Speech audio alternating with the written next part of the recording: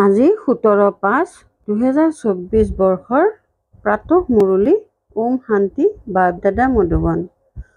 আজি বাবাই কৈছে, মৰমৰ সন্তানসকল, গৃহস্থালীত থাকি এনেকুৱা নিমিত্ত হোৱা যাতে কোনো বস্তুৰ প্ৰতি আসক্তি নাথাকে। মোৰ একোৱেই নাই এনেকুৱা ভিকহু হৈ যোৱা। প্ৰশ্ন: তোমালোক সন্তানসকলৰ পুৰুষাৰ্থৰ লক্ষ্য কি? উত্তৰ: তুমি মৰিলা মানে তোমাৰ কাৰণে জগতখন মৰি গ'ল। এয়াই হৈছে তোমালোকৰ লক্ষ্য। শৰীৰৰ পৰা মমত্ব যাতে আঁতৰি যায়, এনেকুৱা ভিকহু হোৱা যাতে একোৱেই স্মৃতিলৈ নাহে। আত্মা অশৰীৰী হৈ যাওক। বছ, মই উভতি যাব লাগে। এনেকৈ পুৰুষাৰ্থ কৰাসকল ভিকহুৰ পৰা ৰাজকুমাৰ হৈ যায়। তোমালোক সন্তানসকলেই ফকীৰৰ পৰা চহকী আৰু চহকীৰ পৰা ফকীৰ হোৱা। যেতিয়া তোমালোক চহকী হোৱা, তেতিয়া এজনো গৰীব নাথাকে। ওম শান্তি। পিতাই সন্তানসকলক সোধে যে আত্মাই শুনে নে শৰীৰে শুনে? নিশ্চয় আত্মাই শৰীৰৰ দ্বাৰা শুনে। সন্তানসকলে এনেকৈ লিখেও যে অমুকৰ আত্মাই বাপ-দাদাক স্মৰণ কৰে। অমুকৰ আত্মা আজি অমুক ঠাইলৈ যায়। এয়া যেন এটা অভ্যাসত পৰিণত হয়। আমি আত্মা, কিয়নো সন্তানসকল আত্ম-অভিমানী হ'ব লাগে। যলৈকে নোচোৱা কিয় জানা যে আত্মা আৰু শৰীৰ আৰু এওঁৰ শৰীৰত দুটা আত্মা আছে। এজনক আত্মা আৰু আনজনক পৰমাত্মা বুলি কোৱা হয়। পৰমাত্মাই নিজেই কয়, মই এই শৰীৰত য'ত এওঁৰ আত্মাও প্ৰৱেশ কৰে, তাত ময়ো প্ৰৱেশ কৰোঁ। শৰীৰ অবিহনেতো আত্মা থাকিব নোৱাৰে। এতিয়া পিতাই কয়, নিজক আত্মা বুলি বুজা। নিজক আত্মা বুলি বুজিলে তেতিয়া পিতাক স্মৰণ কৰিবা আৰু পবিত্ৰ হৈ শান্তিধামলৈ যাবা। আকৌ দৈবী গুণো যিমান ধাৰণ কৰিবা আৰু কৰাবা, সদৰ্শন চক্ৰধাৰী হৈ আনকো কৰাবা, সিমানেই উচ্চ পদ পাবা। এই ক্ষেত্ৰত কোনোবা বিভ্ৰান্ত হ'লে সুধিব পাৰা। এইটোতো নিশ্চিত যে মই আত্মা। পিতাই সন্তানসকলকেই কয় যিসকল ব্ৰাহ্মণ হৈছে। আনক নকয়। সন্তানসকলেই প্ৰিয়। প্ৰতিগৰাকী সন্তানেই পিতাৰ প্ৰিয়। আনক যদিও বাহিৰৰ পৰা মৰম কৰে, কিন্তু বুদ্ধিত থাকে এয়া মোৰ সন্তান নহয়। মই সন্তানসকলৰ লগতেই বাৰ্তালাপ কৰোঁ, কাৰণ সন্তানসকলকেই পঢ়াব লাগে। বাকী বাহিৰৰ সকলক পঢ়োৱাটো তোমালোকৰ কাম। কোনোবাইতো অতি শীঘ্ৰে বুজি পায়, কোনোবাই অলপ বুজি আঁতৰি যাব। পাছত যেতিয়া দেখিব ইয়াতো বহুত বৃদ্ধি হৈ গৈ আছে, তেতিয়া আহিব, গৈ চাওঁচোন। তোমালোকে এয়াই বুজাবা যে পিতাই সকলো আত্মা অথবা সন্তানসকলক কয়, মোক স্মৰণ কৰা। সকলো আত্মাকে পিতাইহে পাৱন কৰি তোলে। তেওঁ কয়, মোৰ বাহিৰে আন কাকোৱে স্মৰণ নকৰিবা। মোৰ অব্যভিচাৰী স্মৃতিত থাকা, তেতিয়া তোমালোক আত্মাসকল পাৱন হৈ যাবা। পতিত পাৱন মই এজনেই। মোৰ স্মৃতিৰ দ্বাৰাই আত্মা পবিত্ৰ হৈ যাব। সেয়েহে কয়, সন্তানসকল, মামেকম, কেৱল মোক স্মৰণ কৰা। পিতাইহে পতিত ৰাজ্যৰ পৰা পাৱন ৰাজ্য কৰি তোলে, মুক্তি দিয়ে। কলৈ লৈ যায়? শান্তিধাম, তাৰ পিছত সুখধাম। মুখ্য কথাই হৈছে পবিত্ৰ হোৱাৰ। 84 চক্ৰ বুজোৱা সহজ। চিত্ৰ দেখিলেই নিশ্চয় জন্মি যায়। সেয়েহে বাবাই সদায় কৈ থাকে, জাক-জমকীয়া সংগ্ৰহালয় খোলা। তেতিয়া জাকজমকতাই মনুষ্যক আকৰ্ষিত কৰিব। বহুত আহিব। তোমালোকে এয়াই শুনাবা যে আমি পিতাৰ শ্ৰীমতেৰে এয়া হ'বলৈ গৈ আছোঁ। পিতাই কয়, মামেকম স্মৰণ কৰা আৰু দৈবী গুণ ধাৰণ কৰা। বেজ নিশ্চয় লগত থাকিব লাগে। তোমালোকে জানা যে আমি ভিকহুৰ পৰা ৰাজকুমাৰ হ'মগৈ। প্ৰথমতেতো শ্ৰীকৃষ্ণ হ'ব, নহয় জানো? যেতিয়ালৈ কৃষ্ণ নহয়, তেতিয়ালৈ নাৰায়ণ হ'ব নোৱাৰে। শিশুৰ পৰা ডাঙৰ হ'লেহে নাৰায়ণ নাম পাব। গতিকে ইয়াত বেজত দুয়োখন চিত্ৰ আছে। তোমালোক এয়া হোৱাগৈ। এতিয়া তোমালোক সকলো ভিকহু হৈ আছা। এই ব্ৰহ্মকুমাৰ ব্ৰহ্মকুমাৰীসকলো ভিকহু হয়। এওঁলোকৰ একোৱেই নাই। ভিকহু অৰ্থাৎ যাৰ একোৱেই নাই। কিছুমানক আমি ভিকহুৰ বুলি নকওঁ। এই বাবাটো হৈছে সকলোতকৈ ডাঙৰ ভিকহু। ইয়াত পুৰা ভিকহু হ'বলগীয়া হয়। গৃহস্থালীত থাকি আসক্তি এৰিব লাগে। তোমালোকে ড্ৰামা অনুসৰি আসক্তি এৰি দিছা। নিশ্চয় বুদ্ধিৰ সকলেহে জানে আমাৰ যি আছে সেয়া সকলো বাবাক দি দিলোঁ। কোৱাও হয় নহয়, হে ভগৱান, আপুনি যি দিছে সেয়া সকলো আপোনাৰে, মোৰ নহয়। সেয়াটো হৈছে ভক্তি মাৰ্গ। সেই সময়ত বাবা দূৰৈত আছিল। এতিয়া বাবা বহুত সমীপত আছে। তেওঁৰ সন্মুখত তেওঁৰ হ'ব লাগে। তোমালোকে বাবা বুলি কোৱা বাবাৰ শৰীৰক চাব নালাগে। বুদ্ধি ওপৰলৈ গুচি যায়। যদিও এইটো ধাৰত লোৱা শৰীৰ, কিন্তু তোমালোকৰ বুদ্ধিত আছে যে আমি শিৱ বাবাৰ সৈতে বাৰ্তালাপ কৰোঁ। এইখনটো ভাড়াত লোৱা ৰথ, তেওঁৰটো নহয়। এইটোতো অৱশ্যে হয় যে যিমান ডাঙৰ লোক হ'ব ভাড়াও সিমানেই বেছি পাব। ঘৰৰ মালিকে চাব, ৰজাই ঘৰ ল'ব বিচাৰিলে 1000ৰ ঠাইত 4000 বুলি কৈ দিব, কাৰণ তেওঁ বুজি পায় যে এইটো ধনৱান। ৰজা হ'লে কেতিয়াও নক'ব যে এওঁটো বেছিকৈ লয়। নকয়। তেওঁৰ টকা পইচা আদিৰ চিন্তাই নাথাকে। তেওঁ নিজে কাৰো লগত কথা নাপাতে। ব্যক্তিগত সচিবেহে কথা পাতে। আজিকালিতো উপঢৌকন অবিহনে কামেই নহয়। বাবাটো বহুত অনুভৱী। তেওঁলোক বহুত অভিজাত হয়। বস্তু পচন্দ কৰিলে বছ সচিবক ক'ব, এওঁৰ লগত মীমাংসা কৰি লৈ আনা। বিক্ৰেতাই এনেকৈ বস্তু মুকলিকৈ ৰাখে। মহাৰজা মহাৰাণী দুয়ো আহিব। যি বস্তু পচন্দ হ'ব সেইফালে মাথো চকুৰে ইংগিত দিব। সচিবে কথা পাতি মাজতে নিজৰ অংশ উলিয়াই লয়। কোনো কোনো ৰজাই লগত পইচা লৈ আহে। সচিবক কয়, এওঁক পইচা দি দিয়া। বাবাটো সকলোৰে সংযোগত আহিছে। বাবাই জানে তেওঁলোকৰ কেনেকুৱা কেনেকুৱা কাৰ্য চলে। যেনেকৈ ৰজাৰ ওচৰত কোষাধ্যক্ষ থাকে, তেনেকৈ ইয়াতো শিৱ বাবাৰ কোষাধ্যক্ষ আছে। এওঁটো নিমিত্ত হয়। বাবাৰ ইয়াৰ প্ৰতি কোনো মোহ নাই। এওঁ নিজৰ ধনৰ প্ৰতিয়ে মোহ নাৰাখিলে, সকলো শিৱ বাবাক দি দিলে, তেন্তে আকৌ শিৱ বাবাৰ ধনৰ প্ৰতি মোহ কেনেকৈ ৰাখিব? এওঁ নিমিত্ত হয়। যাৰ ওচৰত ধন থাকে, আজিকালিতো চৰকাৰে কিমান তদাৰক কৰে। বিদেশৰ পৰা আহিলেতো একেবাৰে ভালদৰে তদাৰক কৰে। এতিয়া তোমালোক সন্তানসকলে জানা কেনেকৈ ভিকহু হ'ব লাগে। একোৱেই যাতে স্মৃতিলৈ নাহে। আত্মা যাতে অশৰীৰী হৈ যায়। এই দেহকো নিজৰ বুলি বুজিব নালাগে। মোৰ একোৱেই যাতে নাথাকে। পিতাই বুজায়, নিজক আত্মা বুলি বুজা। এতিয়া তোমালোক উভতি যাব লাগে। তোমালোকে জানা যে ভিকহু কেনেকৈ হ'ব লাগে। দেহৰ প্ৰতি থকা মমত্বও আঁতৰি যাওক। তুমি মৰি গ'লা মানে তোমাৰ কাৰণে জগতখন মৰি গ'ল। এইটো হৈছে লক্ষ্য। বুজিও পোৱা যে বাবাই ঠিক কথা কয়।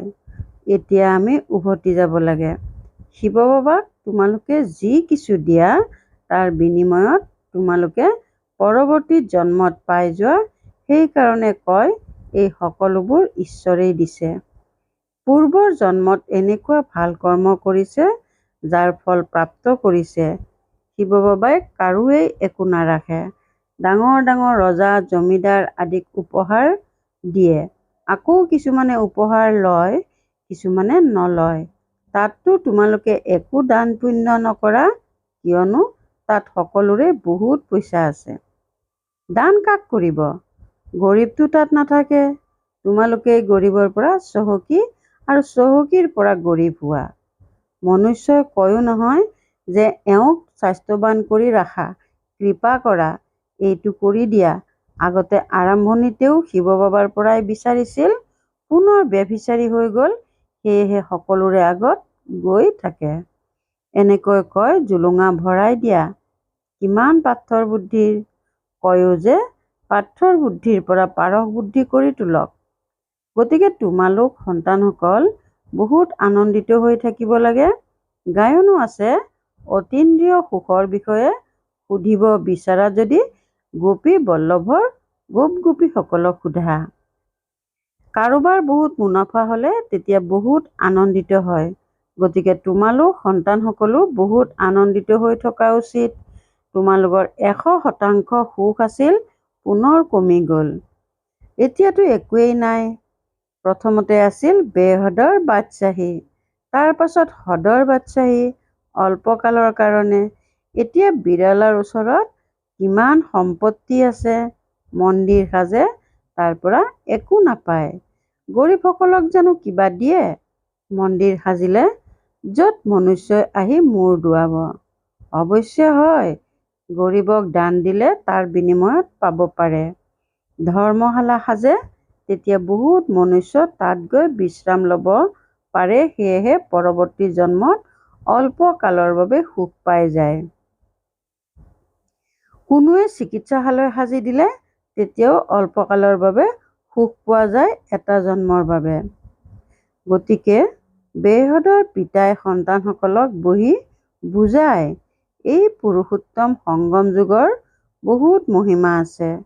তোমালোকৰো বহুত মহিমা আছে যে তোমালোক পুৰুষোত্তম হোৱা। তোমালোক ব্ৰাহ্মণ সকলে ভগৱানে আহি পঢ়ায়, তেওঁৱেই জ্ঞানৰ সাগৰ হয়। এই গোটেই মনুষ্য সৃষ্টিৰূপী বৃক্ষৰ বীজৰূপ হয়। গোটেই ড্ৰামাৰ আদি মধ্য অন্তৰ ৰহস্য বুজায়। তোমালোকক সুধিব, তোমালোকক কি পঢ়ায় কোৱা, এইটো পাহৰি গ'লা? গীতাত ভগৱানুবাচ আছে নহয়, মই তোমালোকক ৰজাৰো ৰজা কৰি তোলো। ইয়াৰ অৰ্থ তোমালোকে এতিয়া বুজি পোৱা। পতিত ৰজাসকলে পাৱন ৰজাসকলৰ পূজা কৰে, সেইকাৰণে পিতাই কয় তোমালোকক ৰজাৰো ৰজা কৰি তোলো। এই লক্ষ্মীনাৰায়ণ স্বৰ্গৰ মালিক নাছিল জানো? স্বৰ্গৰ দেৱতাসকলক দ্বাপৰ কলিযুগত সকলোৱে নমন পূজন কৰে। এই কথাবোৰ তোমালোকে এতিয়া বুজি পোৱা। ভক্ত লোকসকলে একোৱেই বুজি নাপায়। তেওঁলোকে মাথোন শাস্ত্ৰৰ কাহিনীবোৰ পঢ়ি শুনাই থাকে। পিতাই কয়, তোমালোকে যি গীতা আধা কল্পৰ পৰা পঢ়ি শুনি আহিছা, তাৰ পৰা কিবা প্ৰাপ্তি হ'লনে?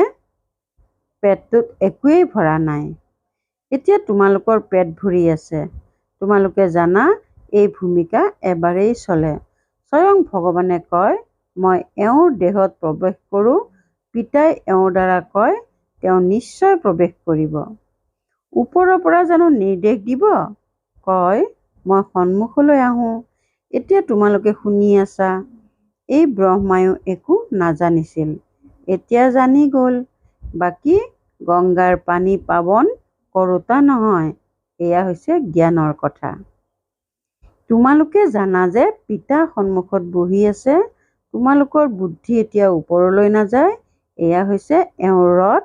এওঁক বাবা বুট জোতা বুলিও কয়, চন্দুক বুলিও কয়। এই চন্দুকত সেই হীৰা আছে। কিমান উত্তম বস্তু! এওঁকতো সোণৰ চন্দুকত ৰখা উচিত। তেওঁ সোণালী যুগৰ চন্দুক সাজি আছে। বাবাই কয়ো নহয়, যেতিয়া ধোবাই আঁচৰিলে মইলা আঁতৰি গ'ল। ইয়াকে সুমন্ত্ৰ বুলি কোৱা হয়। সুমন্ত্ৰৰ দ্বাৰা ছেকেণ্ডত জীৱন মুক্তি, সেয়েহে এওঁক যাদুকৰ বুলিও কয়। ছেকেণ্ডত নিশ্চয় জন্মি যায়। মই এয়া হ'মগৈ। এই কথাবোৰ তোমালোকে এতিয়া বাস্তৱত শুনা। আগতে যেতিয়া সত্যনাৰায়ণৰ কথা শুনিছিলা, তেতিয়া জানো এয়া বুজিছিলা? সেই সময়ত কথা শুনি থাকোঁতে বিদেশ জাহাজ আদি স্মৃতিলৈ আহি আছিল। সত্যনাৰায়ণৰ কথা শুনি ভ্ৰমণলৈ গৈছিল। তেওঁলোকেতো আকৌ ঘূৰি আহিছিল। পিতাইতো কয়, তোমালোক পুনৰ এই শ্ৰী সৃষ্টিলৈ ঘূৰি আহিব নালাগে। ভাৰত অমৰলোক, স্বৰ্গ দেৱী-দেৱতাসকলৰ ৰাজ্য আছিল। এই লক্ষ্মীনাৰায়ণ বিশ্বৰ মালিক নহয় জানো? এওঁলোকৰ ৰাজ্যত পবিত্ৰতা, সুখ-শান্তি আছিল। জগতৰ লোকেও এইটোৱে বিচাৰে যে বিশ্বত শান্তি হওক, সকলো মিলি এক হৈ যাওক। কিন্তু এতিয়া ইমানবোৰ ধৰ্ম লগ হৈ কেনেকৈ হ'ব এক? প্ৰত্যেকৰে ধৰ্ম বেলেগ, চেহেৰা বেলেগ, সকলো এক কেনেকৈ হ'ব? সেয়াতো হয়েই শান্তিধাম, সুখধাম। তাত এক ধৰ্ম, এক ৰাজ্য থাকে। অন্য কোনো ধৰ্মই নাই যাৰ বাবে তালি বাজিব বা মতানৈক্য হ'ব। সেইখিনি সময়ত বিশ্বত শান্তি বুলি কোৱা হয়। তোমালোক সন্তানসকলক এতিয়া পিতাই পঢ়াই আছে। এয়াও জানা যে সকলো সন্তানে একৰস হৈ নপঢ়ে। ক্ৰমানুসৰিতো হয়েই, নহয় জানো? এতিয়া এয়াও ৰাজধানী স্থাপনা হৈ আছে। সন্তানসকলক কিমান বুদ্ধিমান কৰি তোলা হয়। এইখন হৈছে ঈশ্বৰীয় বিশ্ববিদ্যালয়। ভক্ত লোকসকলে বুজি নাপায়।